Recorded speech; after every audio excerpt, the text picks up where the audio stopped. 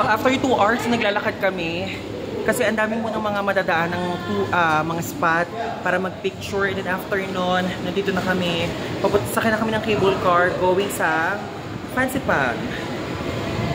Ay, pagoda. 2 hours ng nilakad. From dun sa ticketing.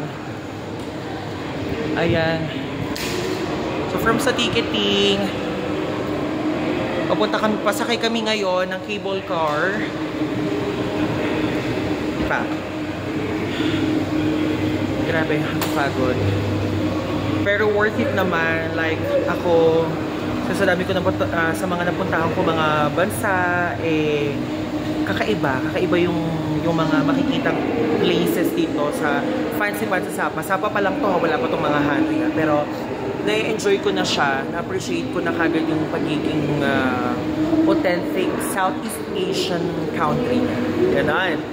So dito na, pababa na. Ito yung usually nakikita nyo. Yan. Ito na, papunta na kami ng cable car. So yun yung mga usually nakikita nyo sa Reels, sa YouTube. So finally napunta na namin. So dito na kami sasakay ng cable car. Dala-dala yung mga ticket na binili namin kanina. So, yeah, excited na ako. Excuse me. Hello. Ticket only. This ticket receipt for 2 or is only 1? Another ticket. Okay.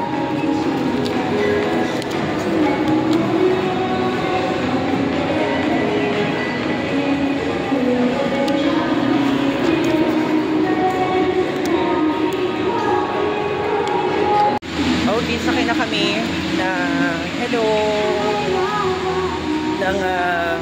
ayan, dito tayo para maganda picture later. Dito ka sa tabi ko. Ayan. Okay, cable car na kami.